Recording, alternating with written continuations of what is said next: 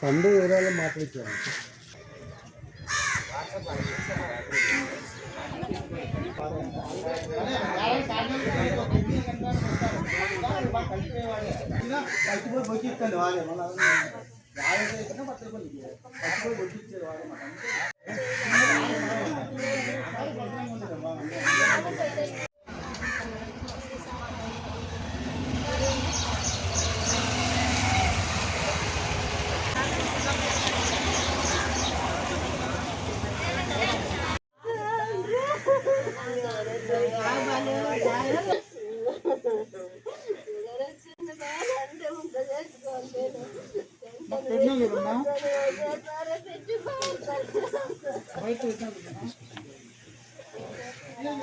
నేను చేసుకుంటే నా భార్యను నేను కూడా ఇంట్లోనే వచ్చి పోతా అంటే ఎప్పుడన్నా కానీ చిన్న పాప బాగలేకపోయారు సార్.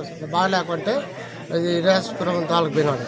నేను వస్తుంటే వద్దులే నువ్వు నేను చూపించుకుని వస్తాలే బాబా అన్నాడు. పోయినాడు నెలాయ దినం ఫోన్ చేస్తాం.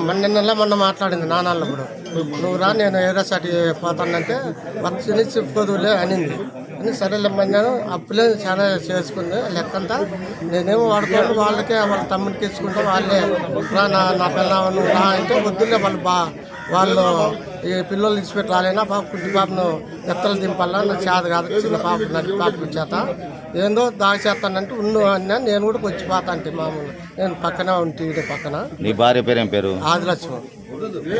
ముందు ఏమన్నా 2-3 రోజుల క్రితం ఏమన్నా ఫోన్ చేసి నీతో ఏమన్నా మాట్లాడిందా? అప్పుడు మాట్లాడింది. ఏమని మాట్లాడింది? నేను వచ్చే వరకు అనంతపురం భర్త నేను బడికాటికి వాచ్మెన్ 15,000 మాట్లాడుకున్నాను. అంటే నేను వచ్చే వరకు ఉండు, నేను వచ్చి నుంచి పోదులే మగం చూస్తాను ఉండమనింది. ఏమని ఇబ్బంది ఉన్నట్లు ఏమైనా మాట్లాడినారా? ఏ ఇబ్బంది మాట్లాడలేదు సార్, బాగా మాట్లాడింది. నువ్వు నేను వచ్చే వరకు అనింది. మళ్ళీ అంత లోపల ఏం జరిగింది అనుకుంటున్నారు? ఏం జరిగిందో సార్ నేను అక్కడ శ్రీశైలంలో మనం మీరు ఉన్నాము అటు నేను రాళ్ళంటే వద్దులే నీకు ఆరోగ్యం బాగాలేదు, షుగర్ బీపీ నీకు ఈ చని పడిపోతే మళ్ళీ అందరికీ బరువు అవుతుంది, మాకు తినేక ఖర్చులు తనకలాడుతున్నాము అన్నది మాట. జిల్లా బత్తలపల్లి మండలంలో ఈ విధమైన విషాద ఛాయ అమ్ముకున్నాయి. సుధాకర్, పల్లెపు సుధాకర్ తండ్రి పెద్దన్న అనే అతను అన్మ్యారీడ్గా ఉన్నాడు. అతనికి 3 అక్క చెల్లెలు ఉన్నారు. అతను ఆటో డ్రైవర్గా ఉన్నాడు. అలాగే అతని అక్క ఆదిలక్ష్మి మ్యారీడ్ అయింది, పిల్లలు లేరు. రెండవ అక్క మల్లేశ్వరి ముదుగుబ్బు మండలం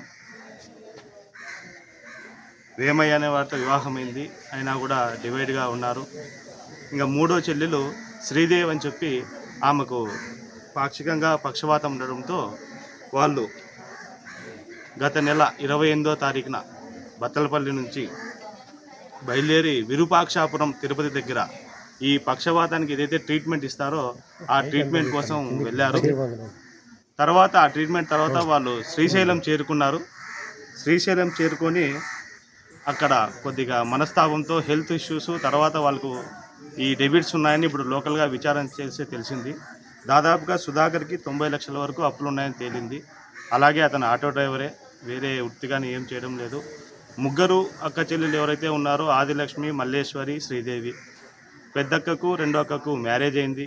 వాళ్ళు వారి భర్తలతో ఉండకోకుండా సుధాకర్తోనే ఉంటున్నారు. అలాగే 3వ చెల్లెలు శ్రీదేవి, ఆమెకి కొద్దిగా పక్షవాతం ఉండడం వల్ల కూడా ఆమెకి మ్యారీడ్ కూడా కాలేదు. వీళ్ళ 3 సుధాకర్తో పాటే ఇదే ఇంట్లో సహజీవనం చేస్తున్నారు అందరూ. ఈ 90 లక్షలు అప్పు ఉండడం వల్ల గతంలో సుధాకర్ ఐపీ కూడా పెట్టినట్లుగా లోకల్గా విచారణలో తేలింది. వీళ్ళు శ్రీశైలం వెళ్ళి ఈ విధంగా హ్యాంగింగ్ చేసుకోవడానికి ప్రధాన కారణము అప్పులు మరియు హెల్త్ ఇష్యూస్ అని ఇక్కడ ఉన్న వాళ్ళ బంధువులు రిలేటివ్స్ అందరూ చెప్పడం జరిగింది. హెల్త్ ఇష్యూస్ వచ్చేసి ఒక అబ్బాయి మల్లేశ్వరికి కొడుకు కూడా ఉన్నాడు, 15 సంవత్సరాలు. ఆ అబ్బాయి కూడా ఏమి చదువుకోలేదు, వీళ్ళతో పాటే ఉన్నాడు. టోటల్గా మొత్తం 5 మంది అక్కడ శ్రీశైలంలో హ్యాంగింగ్ చేసుకున్నారు. హెల్త్ ఇష్యూ వచ్చేసి మణికంఠ అని మల్లేశ్వరి కొడుకు, 15 సంవత్సరాలు. ఆ అబ్బాయికి కొద్దిగా హెల్త్ ఇష్యూ ఉంది. తర్వాత 3వ చెల్లెలు శ్రీదేవి, ఆ అమ్మాయికి పాక్షికంగా పక్షవాతం ఉండడంతో వీళ్ళిద్దరూ ట్రీట్మెంట్ కోసమని గత నెల 28వ తారీఖు బత్తలపల్లి మండలం వదిలి వాళ్ళు విరూపాక్షాపురము ఈ విధంగా తిరిగి చివరిగా శ్రీశైలం చేరుకొని మనస్తాపంతో ఈ విధంగా చేసినారని చెప్పి అని లోకల్గా విచారణలో తెలిసింది. ఇంకా నిజాలు తెలియాల్సి ఉంది. వాళ్ళ ఇంట్లో అయితే ఈ విధంగా ఇదే ఉంది. ఈ ఆదిలక్ష్మి భర్త రాముడు అని చెప్పేసి అతను ఇక్కడే లోకల్గా ఉన్నాడు. అతన్ని కూడా విచారించడం జరిగింది. అతను కూడా వాళ్ళ భార్యకు దూరంగానే ఉన్నాడని చెప్తున్నారు. ఆమె ఆదిలక్ష్మి డ్వాక్రా సంఘంలో కూడా ఉంది. రీసెంట్గా 2 లక్షలు లోన్ కూడా తీసుకొని ఉంది.